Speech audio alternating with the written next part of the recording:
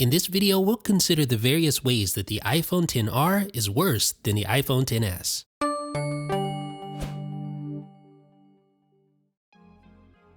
Using an LCD display on the XR has obvious cost benefits, but since it has a backlight, contrast ratios aren't as good and it suffers from backlight bleed.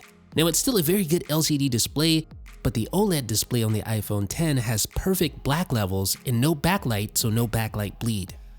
Now the iPhone XR is technically a Retina display, but it features a much less dense display as far as pixels are concerned, with 326 ppi versus the iPhone X and XS 458 ppi. I have to admit, I do notice the difference, especially with text.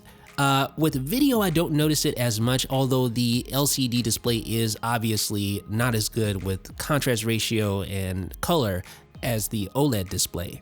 Now here is potentially the biggest downside for the iPhone XR for me, 3D touch, which is great. I use it all the time, as you can see right here. It allows you to peek and pop and preview websites or URLs or whatever the case may be. It also is supported within apps directly, and you can use it to invoke quick action shortcuts on the home screen like that. Now with the iPhone XR, yeah, you don't get 3D touch at all. It's just non-existent. So there's no peek and pop previews, and there are no quick action shortcuts on the home screen. If we try it, basically it'll put you in the wiggle mode.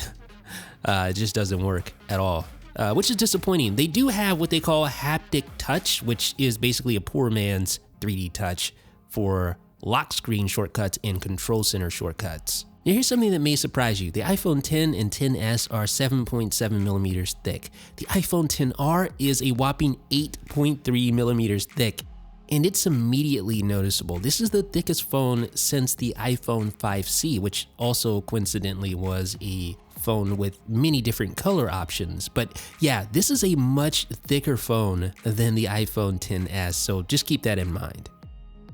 The most obvious difference that sticks out initially when comparing the iPhone X and XS to the iPhone XR are the bezels. You can really see the difference between the two bezels here. The bezels on the iPhone XR are obviously a bit thicker. I'd say it's about 4 millimeters versus 2 to 2.5 millimeters for the iPhone XS and XS Max. It has no real bearing on usability, but visually it isn't as appealing as the phone with the smaller bezel. Apple's higher-end phones feature dual camera setups, a wide-angle lens and telephoto lens combined into one camera housing, and this allows for things like real optical zoom, 2x zoom using the telephoto lens, and it also allows for portrait mode with inanimate objects or with animals, which is nice, right? With the iPhone XR, you miss that zoom because the device lacks the telephoto lens. So yes, you can still use things like digital zoom, but that's not really zoom at all. And unlike the iPhone XS, portrait mode on the XR only works with people.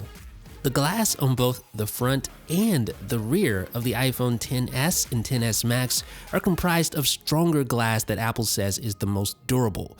That same glass is used on the front of the iPhone XR, but on the rear, yeah, that's apparently not as durable, so don't drop your phone. One of the things that I love about the iPhone X and XS are the stainless steel bands. Not only do they look great, but more importantly, they provide you with a level of grip and a level of confidence that you simply don't get with aluminum bands like the ones used on the iPhone XR.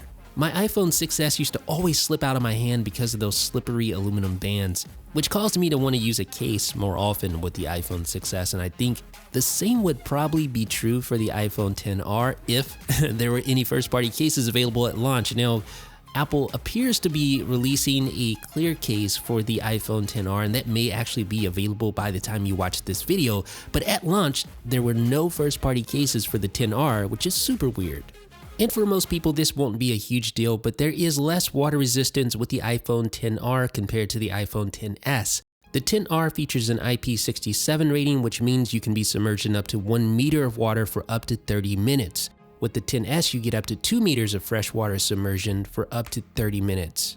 Let's not get it twisted. The iPhone XR is an amazing device, but it's not the iPhone XS. But with that said, I would consider very few of the aforementioned features to be absolute deal breakers. The iPhone XR is still a very good value. You get the same processor, you get the same wide-angle camera, you get Face ID, and a lot of the other functionality that's associated with the flagship phone.